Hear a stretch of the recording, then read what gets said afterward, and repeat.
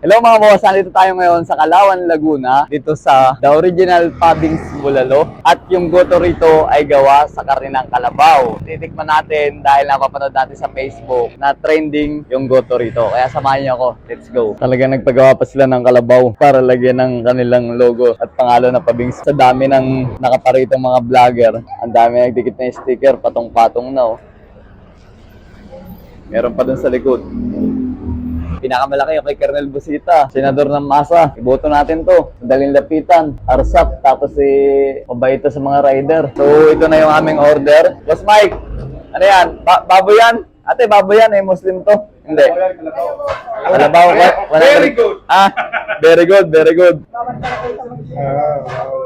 Oh, ito. Brother Willie, ano? Kailang beses mo na kumain dito? Dalawa. Baby Dart, pangilang beses mo na kumain dito? Ngayon pa lang. Ikaw, Boss Mike. Ayun Ngayon pa lang. Para siyang pare sa Maynila. Pagtitingnan natin. Pero tikman muna natin yung sabaw.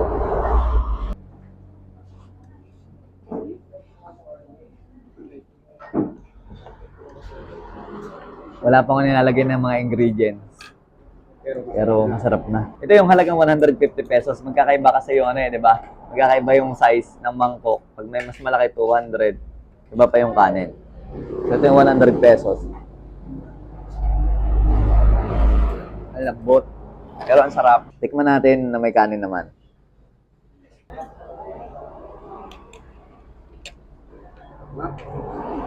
Ano? Masarap. Panalo.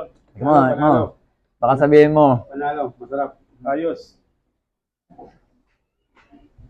Baka sabihin nyo kasi ako lang yung tumikim. Wala pa ko sinasabing masarap na ako na siya nagsabi. Pero kung ako tatanungin, masarap talaga. At saka malambot yung karne. Alright. Pag napasyal kayo dito, Calauan, punta kayo ng Garland, pwede kayong dumaan dito saglit. May daan din naman dito. May daan dito sa may McDo at Jollibee. Kumanan na kami galing sa Los Baños. Pupunta kaming nag-Garland sa mga katrabaho namin, kila Corpus. Madami kami mga trabaho doon. Corpus, Concebido, Platero, yun ang apelido sa Nagkarlan. Shout out sa lahat ng taga Nagkarlan. Magsa-swimming kami. Ride safe.